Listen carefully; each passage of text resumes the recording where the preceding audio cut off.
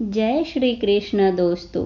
जब जीवन में दुख लगे, जब आपको अकेले होने का एहसास हो, तब आप श्री कृष्ण की ये बातें जरूर सुने। मैं काल हूँ, सबका नाशक, मैं आया हूँ दुनिया का उपभोग करने के लिए।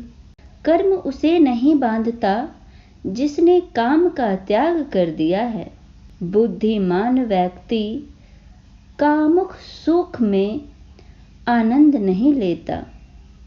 मैं उन्हें ज्ञान देता हूँ जो सदा मुझसे जुड़े रहते हैं और मुझसे प्रेम करते हैं। अप्राकृतिक कर्म बहुत तनाव पैदा करता है।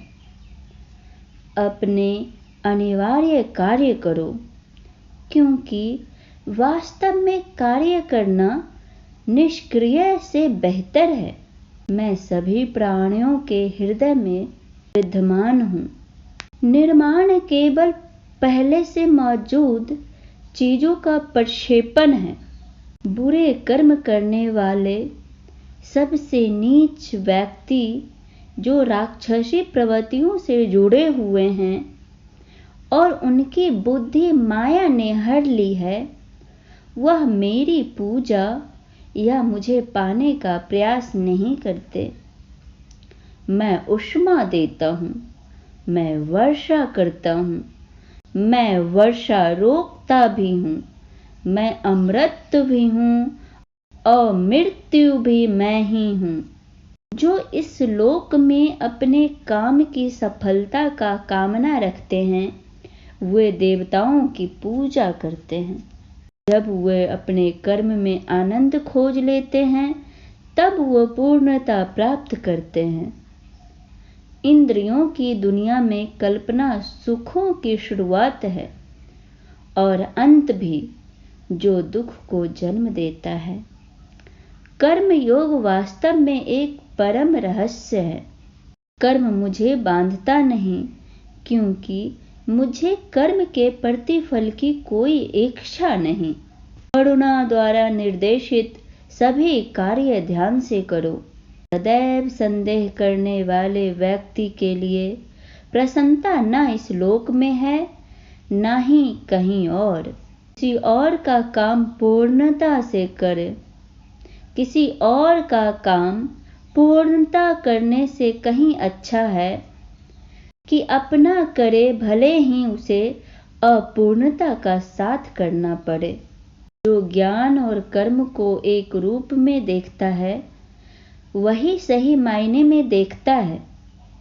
जो चीज हमारे हाथ में नहीं है, उसके विषय में चिंता करके कोई फायदा नहीं। जो कार्य में निष्क्रियता और निष्क्रियता में कार्य देखता है, वह एक बुद्धिमान व्यक्ति है।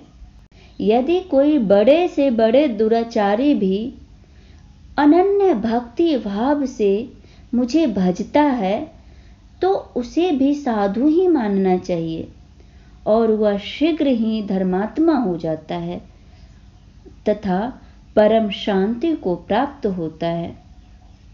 जैसे प्रज्वलित अग्नि लकड़ी को जला देती है, वैसे ही ज्ञान रूपी अग्नि कर्म के सारे बंधनों को नष्ट कर देती है।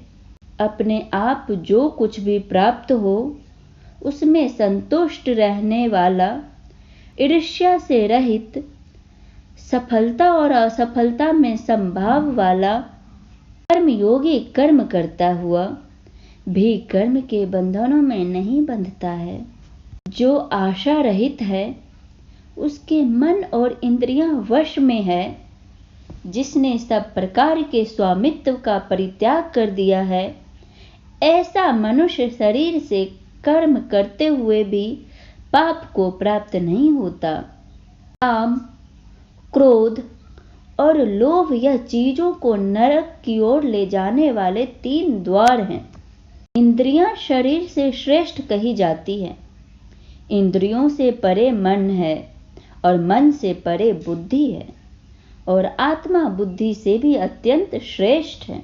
जो मनुष्य बिना आलोचना किए श्रद्धा पूर्वक मेरे उपदेश का सदैव पालन करते हैं, वह कर्मों के बंधन से मुक्त हो जाते हैं। मन अशांत है और उसे नियंत्रित करना कठिन है, लेकिन अभ्यास से इसे नियंत्रित किया जा सकता है। कोई मनुष्य एक क्षण भी बिना कर्म किए नहीं रह सकता। जैसे पानी में तैरती नाव को तूफान से अपने लक्ष्य से दूर ले जाता है, वैसे ही इंद्रियां सुख मनुष्य को गलत रास्ते की ओर ले जाता है।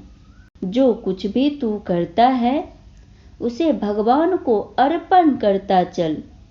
ऐसा करने से सदा जीवन मुक्ति का आनंद अनुभव होगा। केवल मन ही किसी का मित्र और शत्रु होता है। सदैव संदेह करने वाले व्यक्ति के लिए खुशी ना तो इस धरती पर है, ना ही कहीं और जगह। अपना पराया, ऊंच नीच, मेरा तुम्हारा, ये सब अपने मन से हटा दो और फिर देखो यह सब तुम्हारा है और तुम सबके हो। आनंद बस मन की एक अवस्था है जिसका बाहरी दुनिया से कोई लेना देना नहीं है। सुख का राज कम इच्छाएं रखने में है। अगर आप अपना लक्ष्य पाने में असफल हो जाते हो तो अपनी रणनीति बदलें, लक्ष्य नहीं।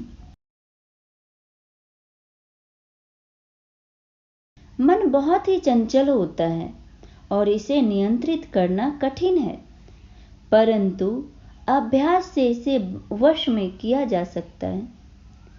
बुद्धिमान व्यक्ति ईश्वर के सिवा और किसी पर निर्भर नहीं रहता।